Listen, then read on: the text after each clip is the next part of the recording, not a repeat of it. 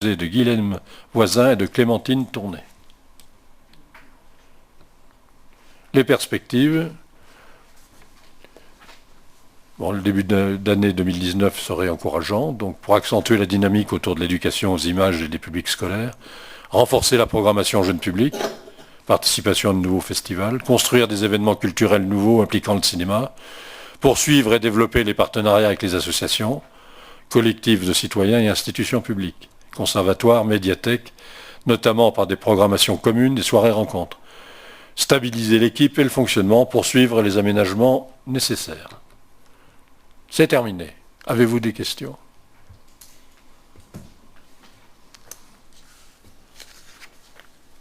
S'il n'y a pas de questions, comme il s'agissait simplement d'une présentation et de prendre acte de cet exposé, M. Chevalier va nous parler de la PAS et de l'avenant numéro 1. Il n'y a plus de projection là. À la convention d'objectifs. Si, une projection encore. Ah, formidable. Voilà, quand tu veux. Il n'y en a plus. Bon. Bon, la PAS, donc je rappelle que c'est l'association qui avait été choisie par l'État, dans le département notamment, pour gérer l'accueil d'urgence. Donc l'association pour la promotion des activités sociales et éducatives s'est substituée, la PAS s'est substituée à la communauté de communes pour la gestion locale de l'accueil d'urgence. Depuis octobre 2017, le dispositif d'accueil et d'hébergement d'urgence des personnes sans domicile fixe situées à Briançon. À ce titre, la CCB verse à la PAS une subvention annuelle, vous en souvenez tous, de 50 000 €. C'est ce que nous coûtait le système précédent. L'État DDCSPP nous a récemment informé qu'après instruction des bilans financiers 2017 et 2018 du dispositif d'accueil et d'hébergement d'urgence à Briançon, des résultats excédentaires ont été constatés pour un montant global de 133 036 €. En accord avec la PAS, l'État a décidé d'affecter ce résultat de la manière suivante. À l'accueil de jour, donc reprise de 32 000 € au budget 2019 pour le financement du fonctionnement de l'action et constitution d'un fonds dédié de 31 998 €, destiné à couvrir toutes dépenses exceptionnelles et travaux à entreprendre dans les locaux dédiés à l'action.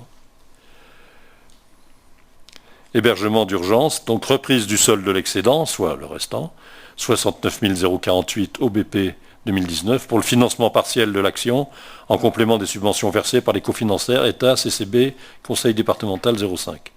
Chaque financeur devant bénéficier de l'impact de cette reprise pour la détermination de cette participation financière annuelle, il a été procédé au bilan 2018 à la détermination de la part de chacun. Donc l'État 64%, CCB 17,7%, Conseil départemental 3,5%. Donc au titre de 2019, il est proposé de ramener le montant de la subvention de la CCB de 50 000 à 35 571, soit une différence de 12 429 €. Bon, c'est un peu mercantile tout ça, mais bon, c'est ce calcul-là. Sachant que l'année prochaine, des subventions seront rétablies au même niveau qu'auparavant. Selon les termes de la convention 2019, la subvention de 50 000 € est versée de façon suivante. Pour nous, un acompte donc avant le 30 avril de 25 000 qu'on a déjà versé, un deuxième versement de 15 000 avant le 30 août et un troisième versement de 10 000 avant le 30 novembre. Donc en lieu et place des deuxième et troisième versements, un seul versement de 12 571 € sera effectué. Pour ce faire, un avenant à la convention d'objectifs est nécessaire. Monsieur le Président. Oui, personnellement, moi, je suis un peu choqué que dans un secteur du social, on rembourse de l'argent à des collectivités comme si on n'avait pas pu améliorer les prestations de ceux qui sont en difficulté. Je trouve ça un tout petit peu mercantile, mais enfin bon, c'est comme ça. Oui, Madame Marquet. Voilà, je voulais juste peut-être faire un petit rappel, parce que moi aussi j'ai été étonnée de ce montant important, et on en a parlé à la Commission Affaires sociales l'autre jour, et j'ai donc pris contact avec la PAS pour essayer de comprendre. J'avais une petite idée qui s'est confirmée, c'est que sur l'année 2018, la PAS n'a pas pu remplir ses missions totalement, puisque ils étaient en recherche de locaux et qu'ils ont eu donc énormément de mal à trouver, et même qu'ils n'ont pas trouvé, puisque c'est finalement la commune de Briançon qui leur a proposé de leur louer l'ancien foyer Solidarité. Donc en fait, le foyer Solidarité a démarré à l'automne 2018, donc fort tard. Ils ont embauché donc du personnel à ce moment-là. Et le mobil-home qui est destiné à accueillir des gens très déstructurés avec leurs chiens a été installé qu'en janvier 2019. Donc ça explique qu'en effet, une grosse partie du budget qui était prévu pour l'année 2018 n'a pas été utilisée, puisqu'il ne fonctionnait pas comme ils auraient dû fonctionner s'ils avaient pu mettre en place tous les éléments nécessaires. Voilà. Merci pour cette information. Est-ce qu'il y a des questions? Donc je mets cette délibération aux voix. Y a-t-il des votes contre? Des abstentions? Je vous remercie. Dernière délibération, toujours présentée par M. Jean-Louis Chevalier, qui va nous parler des pompes funèbres. La régie autonome des pompes funèbres intercommunales du Briançonnais. Alors vous savez que, pour rappel, que c'est une régie autonome avec personnalité morale, donc avec un conseil d'administration composé d'un certain nombre d'élus des communes. Voilà. Donc, un conseil d'administration présidé actuellement par Jean-Pierre Sevrez. Donc, vous retrouvez les noms dans l'organigramme de la CCB. Voilà. Voilà. Et autonomie financière. Donc, ça gère, ce qu'il faut bien savoir, parce qu'il y en a qui l'oublient, ça gère deux services. Ça gère un service public qui est le centre funéraire. Et à côté, ça gère les pompes funèbres intercommunales du Briançonnais, qui est un lieu de réception des familles, et là, qui est un organisme commercial, qui est en concurrence avec les organismes privés qui sont représentés dorénavant sur Briançon. Donc le centre funéraire, c'est le lieu de réception et de conservation des corps des personnes décédées. Donc vous vous souvenez que le centre, la régie a acheté le bâtiment, et qu'aujourd'hui, elle a en projet, donc l'extension, le projet est fini. Et le permis a été déposé. Et le permis a été déposé d'extension du centre funéraire, de façon à augmenter le nombre de salons, et d'avoir une salle aussi où les familles puissent, une salle un peu plus grande, où les familles puissent faire des petites cérémonies, lorsqu'elles ne font pas de cérémonies religieuses dans des... Voilà. Donc tout ce qui est véhicule et tout ça, ça sera entreposé côté nord, au dernier étage de l'extension. Alors tous les salons seront au rez-de-chaussée quand on arrive du côté sud. Voilà. Donc ce sera beaucoup plus logique. Il y aura pour les conditions de travail des employés, ça sera facilité aussi, sachant qu'il y a beaucoup de problèmes de recrutement dans ce domaine-là, puisque les employés viennent un peu, et puis bon, au bout d'un certain temps, ils s'en vont, parce que c'est pas très gai non plus, bien qu'ils soient... C'est pas enthousiasmant, bien qu'ils soient correctement rémunérés et habillés, qu'ils passent aussi des permis, etc. Mais enfin, c'est du personnel qui est difficile à conserver, et ça peut se comprendre. Voilà. Donc, au niveau financier, vous vous doutez bien que ce genre de centre, de régie autonome, de centre funéraire, bon, ça fonctionne. Tant qu'il y aura des hommes et des femmes, ça fonctionnera. Ça fonctionnera. On a tout ça peut y passer. Donc, voilà.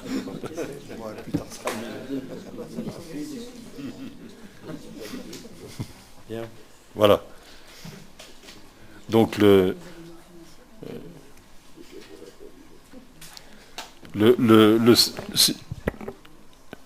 CA 2018 fait état donc en dépenses de 576 332 en dépenses en fonctionnement et 663 614 en recettes, donc c'est positif. Et en investissement, le CA, il n'y a pratiquement pas eu d'investissement d'ailleurs. Les dépenses, c'était 411 276 en 2018 au CA, et en recettes d'investissement, c'est 7134. Donc pour un BP qui était à 863 272. Donc il y a pas mal, il reste de l'argent en investissement, et il y avait eu un transfert de l'avirement de la section de la section de fonctionnement, la section d'investissement, de 785 373 pour les terrains. Voilà. Donc la situation, elle est positive, largement. Le résultat de clôture, en excédent d'exploitation est d'1 097 156 euros. Et il y a un léger déficit d'investissement de 350 744. Mais le résultat d'exécution est de 746 412. Voilà.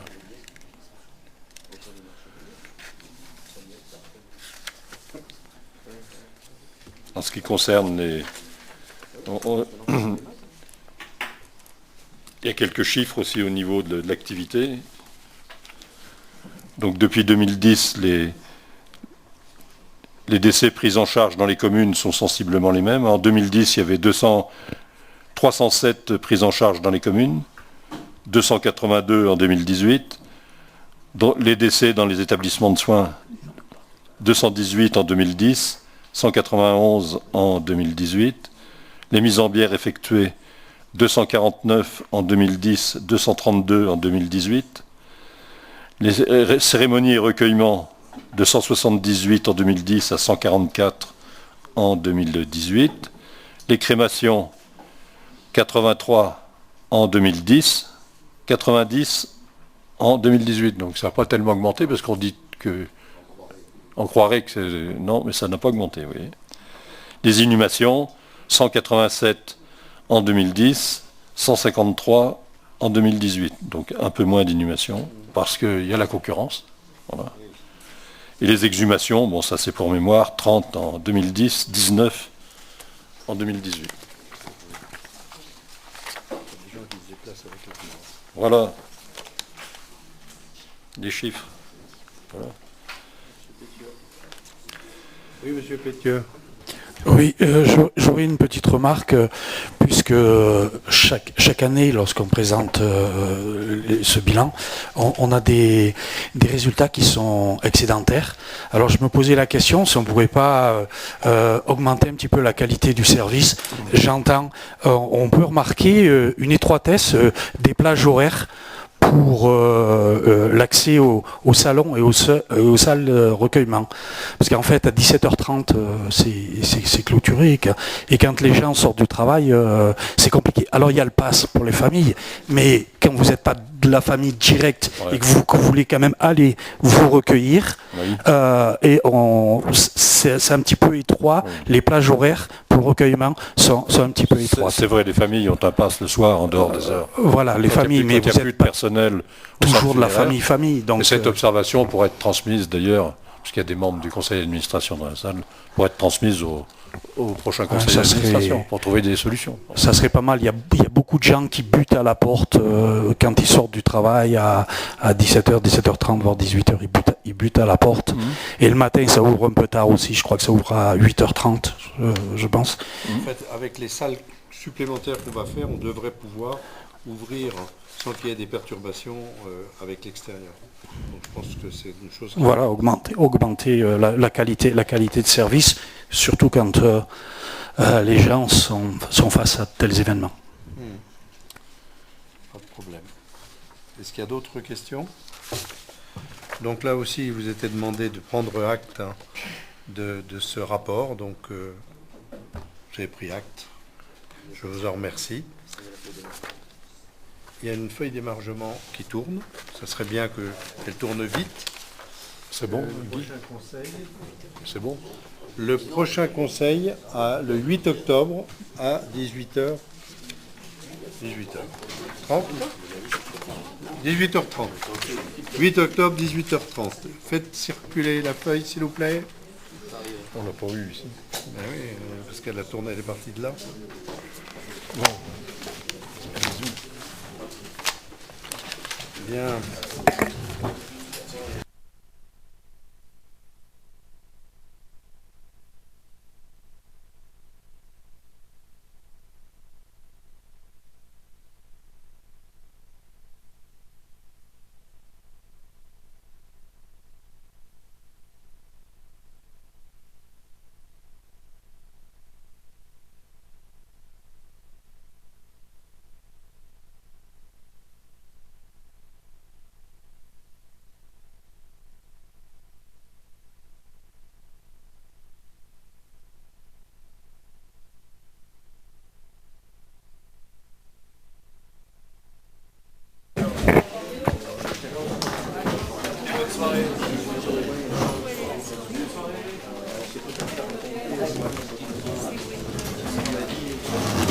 C'est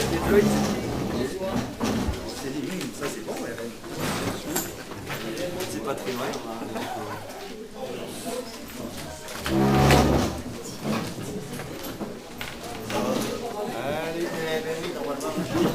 Elle est où cette feuille?